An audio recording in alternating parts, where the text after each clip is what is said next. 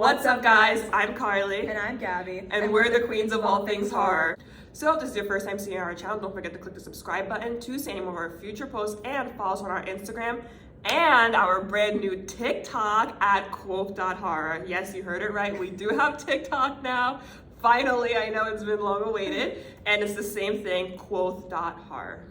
So for today's video, as you can see, we're finally doing the long anticipated Scream 6 review. We went for advanced screening last Thursday. We went to a fan event as well, which is where we got these exclusive fan posters from AMC theaters. We have Ghostface here with us, ready for all of us to be excited about this review. Yes, and we have our shirts representing. So we definitely have a lot to talk about, and once again, like, when we share our thoughts, like, everybody be respectful in the comments and let's just have a discussion. Exactly. So we're just gonna jump right in. This is okay, and also this is going to be a spoiler review / rant. Again, our discussions are more just like rants and just conversations and excitement. So we're just gonna jump right in and say that we absolutely loved Scream 6. So much better than Scream 5. And like, I enjoyed Scream 5. I didn't hate it. Like, you know, I know a lot of people disliked it, but I was one of the people in the population that actually enjoyed it. But this one, so much better. So much better. Literally, Scream 5 for us was a soft enjoy, but Scream 6, we were crying, screaming, holding each other in the theater. She had her Ghostface mask, I had my Ghostface doll. We were like gripping everything together, everything for dear life. Like, this movie was incredible, and like we already talked about it, this is like in our top 3 favorite Scream movies of the franchise of all time at this point. And like, this is a type of movie where you could rewatch it and you would find new hints every single time as to who Ghostface is. So many different like little Easter eggs. Yes. And the thing is, I feel like they did a very good job at not making it super obvious at who Ghostface was. Like, I feel like in the first Scream, I love the first Scream, it's cult classic, like everyone loves it. But I feel like in the first Scream, it's super obvious that Billy is one of them. I mean, if you haven't seen Scream, why are you watching this video? So I'm spoiling a lot. I feel like it's so obvious that Billy is one of them. And also like the other Screams too, you can kind of tell like who it is. But this one, me personally, I had a hard time figuring out who it was. I had a really hard time because once they revealed it, I was shocked. I was like, gosh. We both like looked at each other because we originally thought it was Kirby, and that's what is so impressive about the way that this movie and the dialogue and like the character interactions took place, because we literally thought it was Kirby or the whole time. And it goes to show like this movie was crafted in a way where it makes you tricked. You like literally trick yourself. We didn't see the reveal coming, and I like that the reveal was unexpected and like you wouldn't really be able to guess it. I mean, if you did, you're amazing for that. But like really, like, this was such an unpredictable whodunit, who was Ghostface Scream movie. Yes. It was impressive. And also the opening sequence. Oh my god, it was so good. That was a very, very beautiful opening sequence. It had a nice build of tension. Everything was so good. It didn't even feel like the beginning of a Scream movie to me. It just felt like, because it was in the city, she was at like this like little swanky bar. She was waiting for like a date, I think. It just didn't feel like a classic Scream opening, which isn't a bad thing. I'm not saying that's a bad thing. It just was so good. And also, we were just discussing, I do have some questions though about the Ghostface killer in the beginning, and then he died after because another Ghostface person, like another Ghostface killed him. That confused me a tiny bit, but it was in the beginning, so it really wasn't like that deep. Like it didn't like make me mad. It's just, I just have a couple of questions because the people who are Ghostface, like that whole like family trio. Okay, hold on, I'm jumping like the gun. But like the people who like are Ghostface, I don't understand how they're related to him. I don't know. And like why they went after him. Maybe we didn't catch that. Yeah, maybe if you have like little insight on that, please let us know in the comments. And it's honestly wild because we were talking about this during the movie, the comparison between Ghostface right now in the 6th movie to Michael Myers. I know they're completely different, but like the way that the mask was aged, rightfully so, because Ghostface has been around since the 90s. His mask was aged, he came back brutal and ruthless more than we have ever seen him before. Like, yes, he was still falling and being sarcastic and mad on the phone and being his typical like funny self with his quirks and his horror jokes, but he was beyond brutal. I couldn't recognize him for a second. The kills were incredible. They were so gory and creative, and like it made us like had a have to like take a step back because it was intense in the best way. Like you guys know, we love gore, we love crazy like intense kills, but this was like something else. It really was. And adding on to that, when he held the gun or the rifle or the shotgun, I don't know, whatever that was, it was a shotgun, I think, in the little bodega, I was like, I've never seen him hold a shotgun before, whatever it is, a rifle, I don't know what it is, but I've never seen him hold a weapon like that before, so seeing him like, we already know he's being ruthless right now, so seeing him holding it, it just gave me so, like, I had chills. It was so unsettling. And like the way that Ghostface,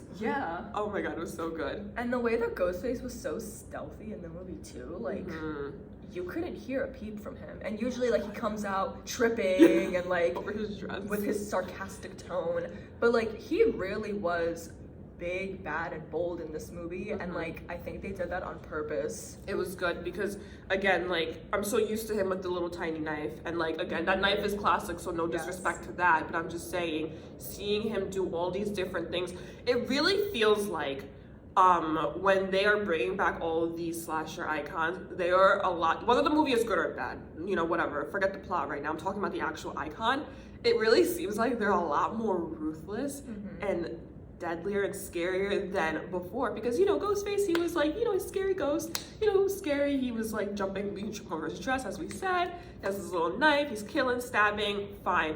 But now I feel like in this era of like the 2020s with all these icons coming back, it's just like madness, insane, like super unsettling, and it builds so much good tension. Some people don't like that because they just want the classic like stab, we're done, but like I like it. I like it too. I love the intensity. They really changed the tone of Ghostface from I want to be your bestie to I am scared of you and I need to run the hell for my life. Yeah, exactly. Like it was just so good. And then going back to the mask, I had questions about it while watching. I was like, okay, are they trying to be like Michael Myers, where it's like old and stuff like that? But they weren't, because Michael Myers, it's according, apparently, like it's like the mask, and then you know, because he's been through the fire, he's been shot, this and that, that's why it's all aged. But this one, it was the mask, they all use like old masks from the little museum, like shrine. I was shook to my core because I forget who said it, but the father, he was talking to Sabrina, whatever her name is, I'll put it here, I don't know.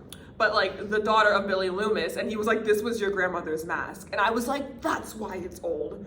That's why it's aged. And I was like, what? It's so smart the way that they did that, because they originally they didn't feed that to us. The whole movie, we were seeing the different textures and colors and like the discoloration, the agedness of the mask, but like we weren't putting together exactly why at first until they like revealed it eventually. But like everything with the plot and all of those little Easter eggs, it made sense. The Easter eggs leading up to the shrine, the big reveal, like everything was so seamless. It literally kept you on your toes. Like every piece of dialogue was so important. Like whether you're a Scream fan or like a casual viewer, like you would be able to enjoy this movie and actually follow along with what's going on. Yeah. And that's really important, especially with like the slashers being revamped and like coming out with new, you know, movies within that franchise. It's so important for like it to be accessible to all different viewers. Exactly. And they did a very good job at keeping it entertaining all throughout. It was about a 2-hour movie, I think. Yeah, it was 2 hours. It was 2 hours. Really didn't feel like it. I was fine with the duration of the movie. Same. I felt like every piece of the movie was pretty relevant to, you know, what needed to be, you know, to the ending. So I was completely fine with the 2 hours. I honestly didn't want it to end. I was getting a little sad when it was finishing, because I was like, wait, I want more. I'm like, hold on. And also, aside from the actual plot of the movie and what we loved about it, we had the best movie experience. Oh my gosh. Probably one of the best and most memorable movie experience. And we already said it in our Instagram caption, but like we'll like further explain why.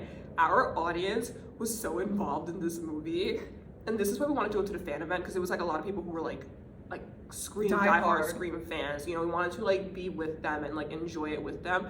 And they were so involved in this movie. Everyone was screaming, clapping, saying like, "Oh, I knew it!" when they did the reveal. It was the most incredible thing ever. I felt like we were at this like live show, and it was so much fun. The clapping, like truly, you feel seen as a horror fan in that kind of atmosphere with other fans and people who just love Ghostface. Oh my goodness. It was really the best experience. Like everybody was like yelling and screaming and crying with each other collectively. Like we were all in this emotional roller coaster together, just like not wanting the movie to end. Yes. And like another thing that we talked about that we really liked is that we love Sydney, but she wasn't in this movie, and that was the best decision that they could have ever made. We love Gail, of course, she's an icon, returning character. Kirby came back, unexpected, because we literally thought that she died at the end of Scream 4, so we were like, what? I know, and she came back and they showed her scar, and she was like, Charlie did that to me, and I was like, oh my gosh. It's honestly, and like, so the fact that like Sydney wasn't in it, yes, she was mentioned, like Sydney sends her regards, Sydney's taking her kids to like be safe.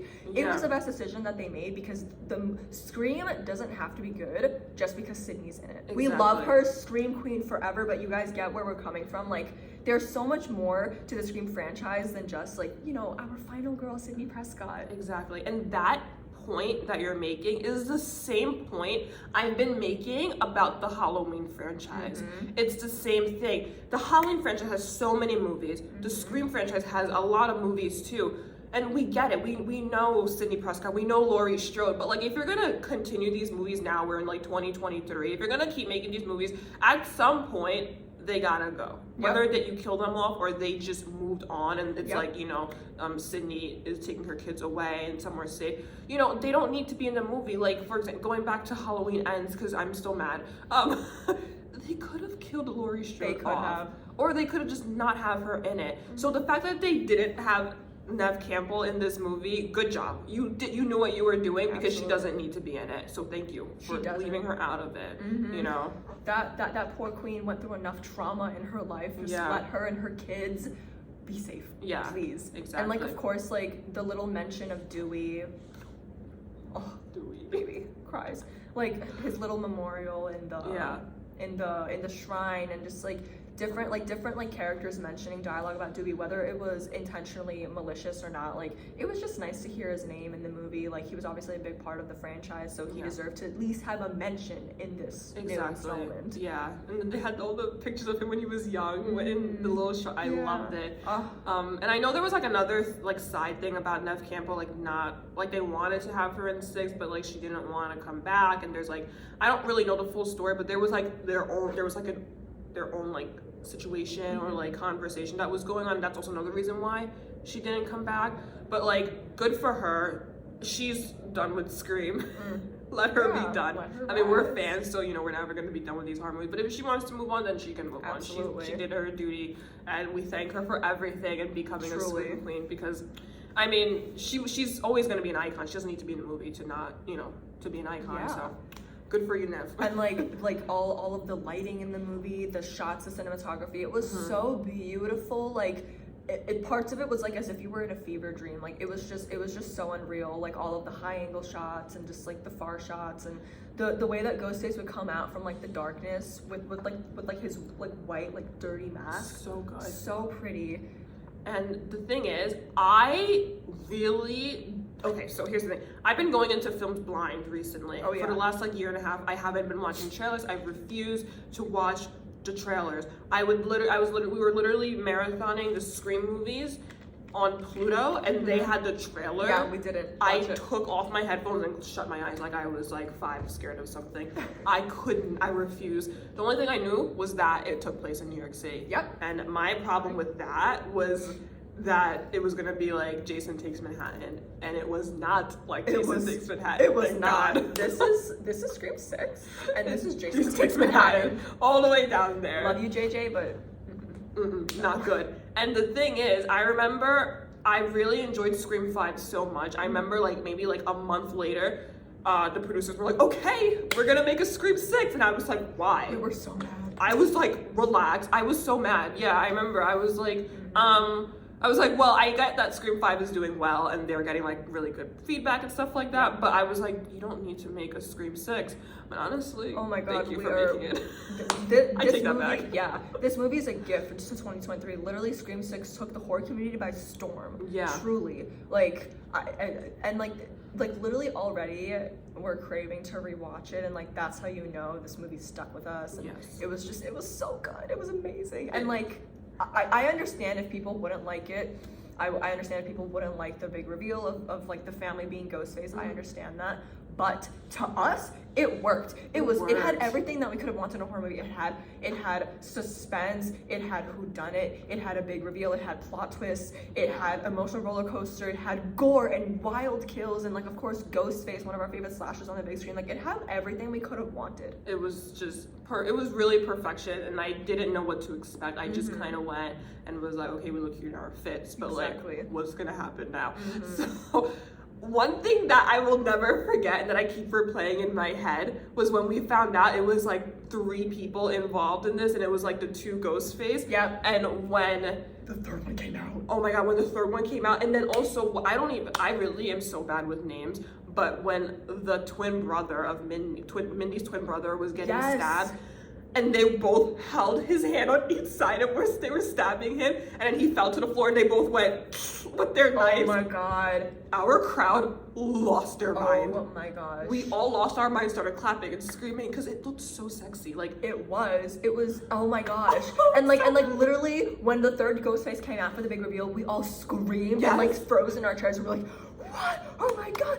Because you don't expect that. Like 2 Ghostfaces, fine. Yes. 1, fine. 3, a family, literally the family of the boyfriend of Sabrina, whatever her name is. Yes. The brother who died. This cop has been talking about his son that has died. The daughter's been talking about her brother that has died. Like that was literally his family, and it makes sense. Like for people that are saying the motive doesn't make sense, it makes complete sense. It is a revenge motive, and it is a family revenge motive. Completely valid. It is so beyond valid, and honestly, it worked. The angle of that motive worked so well with the story. Oh my god. Intertwining the old Scream cast, the newer Scream cast, like everything worked because obviously Sabrina is related to Billy Loomis. We know that.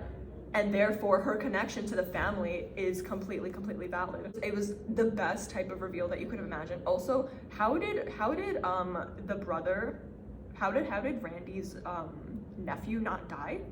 That bothered me. And you know why it bad. bothered me? Because the little romance. You know how movies try to add all type of like little film elements of film genres in one? When horror includes these weird, unnecessary little romance ships and stuff, like it bothers me so much. Sometimes it works, sometimes it just doesn't. This is an example of where it didn't work. Again, it doesn't take away from the movie. Still love the movie, but my god, it felt forced just because like everybody loves and knows Jenna Ortega right now. Obviously, yeah, it was just not. So it's like it just felt forced to like put that onto a beautiful female lead, like whatever. Like I understand, but like it just there was no need for romance. Right? Yeah, and then like there was this part where they were like in the kitchen. Oh, and like they were like staring at each other about to kiss, and Mindy, the twin sister, she was like, yuck, like gross, just kiss already. And I was like, that's literally what we're all thinking, like just kiss, like just get on with it. Kiss. The reason why he lived is that because they just want Jenna, her character, to be like, oh my god, like there's no way he would have lived. No, he would not have lived. Did you see the way he died? And same with Mindy being stabbed like that on the train. Like there's no way she would have survived something like that. Running. Same with Kirby. Kirby should have died at the end of the movie again,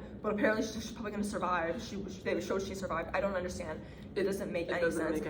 And like also the one thing that we were laughing at so much was the time jumps that made no sense from nighttime to daytime.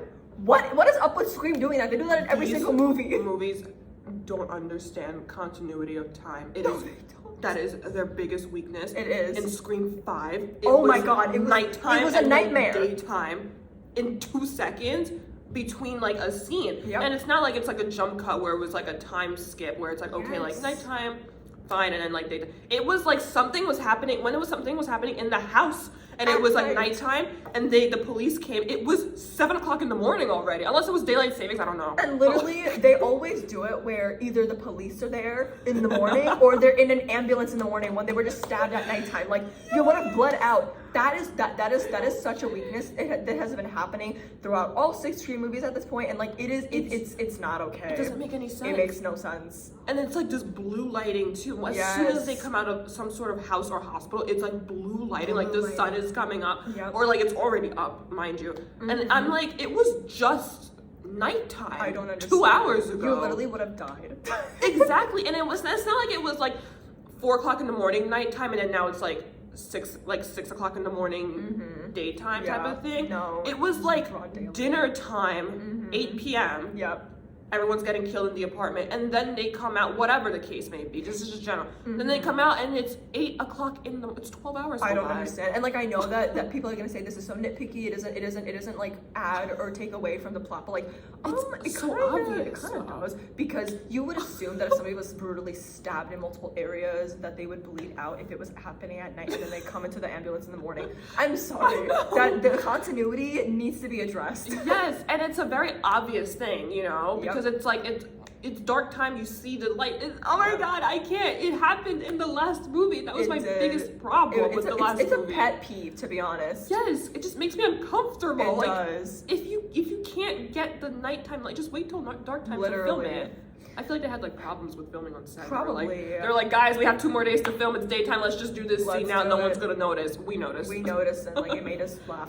But to end like on a positive note, the horror tropes in this movie, they were similar horror tropes, but they were they were more like detailed about like certain characters and like what kind of person you are, how that would make you a killer and a suspect, and et cetera, et cetera. Like, all of those horror tropes, they make us so happy, because as horror fans, we love them, we see them, we point them out, and when we yell at characters on the big screen to stop doing that trope because you're gonna die. Yeah.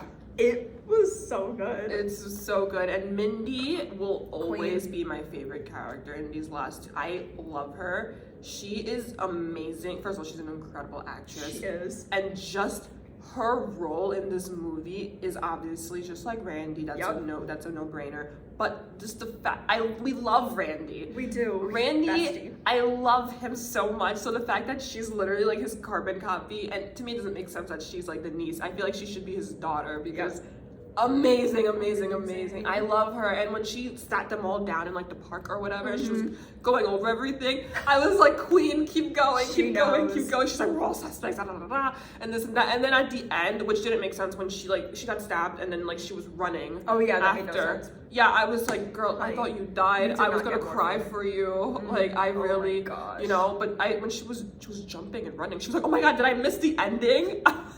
She's like, did I miss like the reveal? And I was like, this is so She's good. so funny. And also, like, I love her. I love that they made an all-knowing horror fan a female. Yes.